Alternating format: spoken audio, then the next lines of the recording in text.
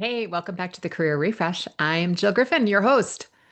Today, we're talking about motivation, and it's something that I'm hearing a lot of people talk about. My clients are asking about it, especially when things feel a little hard right now. So, if you're looking for a job market, it feels hard. People are looking and needing to stay motivated because the process now is taking longer than it had previously. We're hearing that from start to finish, the job search could take up to 5 months, but that's from starting your resume, getting your mindset ready and prepared, getting into market, getting interviews, et cetera. So that can be 5 months. Once you are in the market and having interviews and starting to gain traction, we're hearing that that is taking about 45 days from your initial interviews to actually finding out whether or not you're the candidate or not and getting the offer, right? So that is taking a little bit longer. And sometimes it's hard to stay motivated even when you're in a job and things are fine, but the marketplace is changing and you're trying to figure out how to navigate and reach your goals before the end of the quarter or before whatever the time period is. So you might be sitting in this place where things aren't terrible, but they're not that great either. And you're not miserable, but you're also not lit up. You're functional, you're not fulfilled, right? That's the place that I'm talking about. And this becomes this gray zone where motivation often fails. So I want to remind you, you're not lazy, you're not broken. This is what happens. This is welcome to being human, right? It's because sometimes we feel this way because staying exactly where we are, as I always say, sometimes staying in your dirty diaper feels easier than the effort because you've tried a lot of things and you don't know how to get out of this, whatever the stuckness, the situation is to motivate you. So sometimes staying where you are feels easier than the effort it would be to figure it out, build, and then start to create what's next. So today I want to talk about what really causes these motivational slumps and what often shows up before a big transition, how to, I'm going to re-say that. So today I want to talk about what really causes these motivational slumps, why it often shows up right around a big transition, and also how to reignite your overall idea of possibility, especially when your energy feels really low or foggy, right? Your future might start to feel foggy. All right, let's dig in. So, motivation does not slip or disappear overnight. It might feel that way, but it is slow. It's like that slow drip or the slow chipping away. It starts to dissolve. It might feel almost like it's dissolving quietly. And you don't realize it. And then all of a sudden, your energy is no longer connecting to the future that you're creating. And again, that future might be tomorrow, it might be next month, it might be a year from now, it might be bigger than that, right? But this is what we're saying. It's like it is a very slow and sometimes insidious. So your future vision feels too far away, or it feels unclear, or everything you've tried isn't working. And then your brain starts to say, well, it's a little bit hard to start generating enthusiasm, do the same thing. I've already applied to 100 jobs and, that kind of thing. Like, where am I going from here? So it's really hard sometimes to see where you're going when you don't know where you're going. And again, it just becomes a lack of vision, right? There's lack of clarity and therefore impacts your vision. So the first thing I'm going to tell you to do is get clear on what you do know. This is your non-negotiables. This is things like how do you want to show up through this process? How do you want to behave as a leader? We're leaders at all levels. So it's not just because you're in executive leadership. You can also be in a more entry level or a junior position and also be representing as a leader. So it's really thinking through how do I want to show up as a leader? What are the ways that I'm going to show up? Also, you might want to think about things like your overall needs, like for health and wellness and family time and friends and socialize. All of that has to come in to what you're creating. And then our brains are wired to conserve energy. I've talked about this before. There's the motivational triad, right? Our brains are here to seek pleasure, food, procreation, avoid pain, which used to be fire and animals. Now it could be emails from bosses or the loss of jobs or trying to figure out how to stay motivated when you've got that huge client meeting next week and you also have one the following week and you're like, how am I going to get through this, right? Avoiding pain. And the last thing it does is, and it is, well, not the last thing, but the last thing in the motivational triad that it does is it needs to be efficient. And that's just to save energy. So it's It's why we repeat the same thoughts over and over. It's why sometimes you're in the car and you're driving and all of a sudden you get to your destination. You don't know how you got there because your brain's kind of on autopilot. I used to experience this a lot on the subway where I would leave the office and all of a sudden be like putting my key into my door and be like, I don't even remember getting here, right? Because your brain is working on autopilot. It's saving energy. So there's no compelling reason if your brain is in a saving energy mode, there's no compelling reason to push forward. And we might default to comfort or even comfort, even though it doesn't really feel that good. It's like, again, the dirty diaper I know is better than the one that I don't know. So I want us to sort of borrow from research and looking at some insights that there are common reasons why this may happen. And one of these may be what's happening for you. First is overload. You are spread way too thin, and that feels like everything you need to do feels heavy. So between personal commitments and professional commitments, and maybe also parts of your social life, everything feels like you are in overload. The next one is self-doubt. You might be unsure. You're not sure where to move. So you know what? It's easier to stay where I am.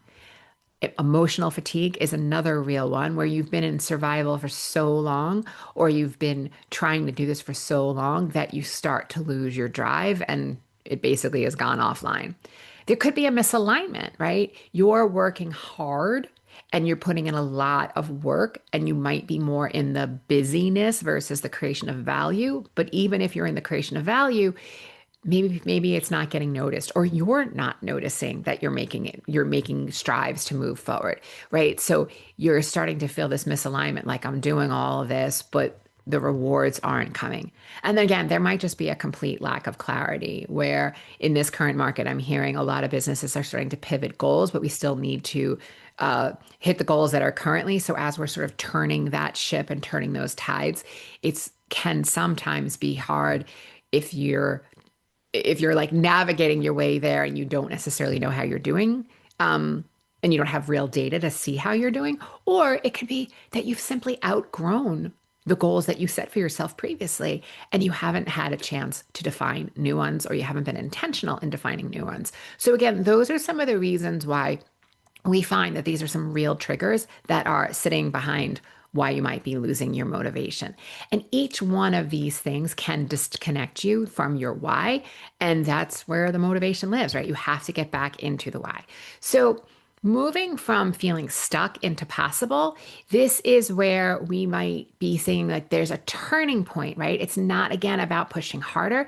It's about finding how to feel slightly better in little incremental steps, right? Because you can't go from I love to I hate, or I hate to I love, right? That's a really hard switch for your brain where you're in the two opposing sides versus incrementally getting there. So you don't leap from I hate this to oh my God, I love this, right? It just doesn't happen. Your brain is not going to buy that. So what we start to do is we aim for neutrality. We want to neutralize the thought. An analogy I often make, if any of you have driven a standard car, right? Sorry, like an automatic car, stick shift, you can't go from first to fifth gear without passing through neutral. Well, you'll blow the clutch, right? This is what we want to do. We want to neutralize some of those thoughts so that we can start building other thoughts that are believable. So you want to do this really, really in slow increments. When something starts to feel possible, it's going to change how you feel. And when you start feeling differently, you have a better chance of taking action, and that action becomes more natural. So you might want to think things like, it's possible this will feel different, because it is possible that it will feel different, and your brain can believe that. You may also want to ask yourself, okay, but what can I actually do today? Is there anything I can do today or this week to take a step forward? It might be something as simple as, you know what, I'm going to get to the gym today, or I'm going to prep my meals, or I'm going to spend 3 hours in job search on that particular day. And then that's it. I'm going to take that one action. And then really keeping it in a small, measurable steps that you could actually measure and say, yeah, well, I did that. And if I have a lot of those smaller wins, it's going to add up to a larger win. And then the next is making sure that you're continuing to take those small steps to reignite your momentum. If you're in this like this like middle space where you're like, ugh, first, I want you to name it. We're not going to gaslight ourselves, and actually say, okay, this is the way I feel today. I'm stuck. setting those micro goals, as I just mentioned, 1% better. What is one thing that I can do 1% better today or this week or this month? Why you're doing that is you're starting to rebuild trust with yourself. You're starting to honor your own word again, and that you have that follow through. Next, I want you to visualize the future. This is the version, the next chapter. I want you to think about how will you feel the day after this possibility that you're aiming for becomes a reality. When it's done, I want you to be in sort of that, okay, what does it feel like? Will I feel relieved? I feel calm. Maybe I feel inspired. I might feel incredibly proud. Those are the things that I want you to be feeling, because when you start thinking about that, then you're creating your next action from different feelings versus stuck. You're creating action from possibility or the calmness or the relief that, you know what, I was gonna do this. I knew that I was gonna be here, right? That's where you want to be thinking through. And you probably just heard my alarm, but whatever, life. Okay, next is you want to practice self-compassion, right? And this is this idea of, I feel this way today. Can I allow this? And just allowing yourself to feel what you feel without trying to deny it, push it away, right? That's that beach ball analogy of pushing it underwater. The more you push it underwater, it's going to be harder the further down it goes. And at some point, it's going to pop back up. It's hard to sequester any of those feelings that you're feeling, right? It's escapism. I want you just to, again, assuming it feels safe, you're not in a car, you're not in a conference room, you're not on a call with a client or your team, just to allow yourself, like, this is the way I feel right now. And can I allow that? And just giving yourself the break. Why we do that is because it's evolutionary biology. The amygdala, right? The fear part of our brain can't be in the negative sensation of something and also think strategically. The prefrontal cortex, that one has to stop in order for the other one to start. So making sure that we're allowing ourselves to do that can then give us an opportunity for our strategic thinking to come back. All right. Motivation. This isn't about being in a constant state. It's making sure that you're having this relationship with your future self and going into that future, imagining how it feels when it's completed, when it's done, when you got the thing, and being in whatever that is for you. For me, it's often relief. It might be pride. It might be like, I knew I could do it. It was hard, but I knew I would get there. And really sort of celebrating and honoring yourself, because then you want to bring that back in today. And then those are the feelings that you're using as fuel. That is what is going to help diminish the distance to your goal and start to drive yourself forward. So before you push yourself harder, I want you to pause and ask, what version of my future would feel worth the effort again? Because that's where you want to move forward, not from force, from this place of possibility. All right, friends, if this has resonated, I want you to take a few minutes today and imagine one small thing that you can do for your future. We're not looking for perfection. We're just looking for one thing that you can do to start moving forward that you are going to feel proud of.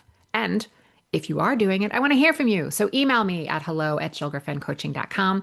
I get back to everyone who emails me, and I just want to hear what's working for you, what's not working for you. All right, friends, stay in possibility and always, always, always be kind. And I'll see you next week.